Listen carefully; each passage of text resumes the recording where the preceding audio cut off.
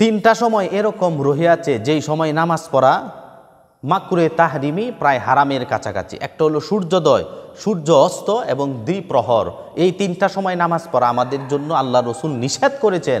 ওই সময় নামাজ পড়লে আপনার গুনাহ হবে, আপনি মাকরুহে তাহরিমির কাজ করেছেন, হারামের কাছাকাছি আপনি কাজ করেছেন। সুতরাং এই তিন সময় নামাজ পড়ন নিষেধ।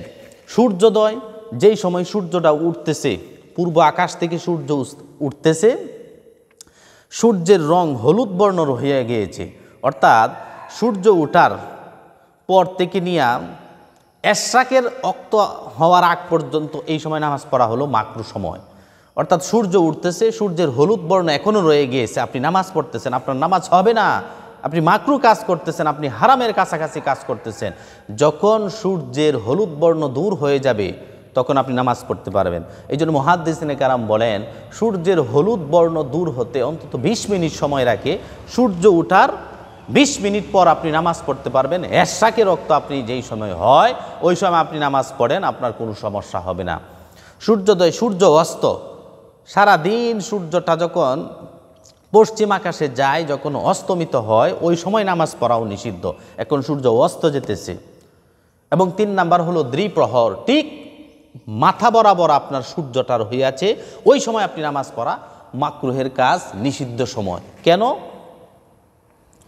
রাসূলুল্লাহ সাল্লাল্লাহু আলাইহি ওয়াসাল্লাম বলেন, এই সময় সূর্য পূজারীরা সূর্যের পূজা করে। সূর্যোদয়, সূর্যাস্ত, দ্বিপ্রহর, এই 3টা টাইমে সূর্য পূজারীরা সূর্যের পূজা করে। সুতরাং কেউ যদি এই সময় রবের উদ্দেশ্যে নামাজ আদায় করে, এই সময় তাদের সাদৃশ্য হয়ে যায়, তাদের অনুকরণ হয়ে যায়, তাদের যেই কাজ করে এই কাজ মুসলমানদের বহিঃপ্রকাশ হয়ে যায় মুসলমানদের নামাজ পড়ার কারণে। এই জন্য রাসূলুল্লাহ সাল্লাল্লাহু আলাইহি ওয়াসাল্লাম বলেন, 3 সময় নামাজ পড়া নিষিদ্ধ: সূর্যোদয়, সূর্য অস্ত, দ্বিপ্রহর।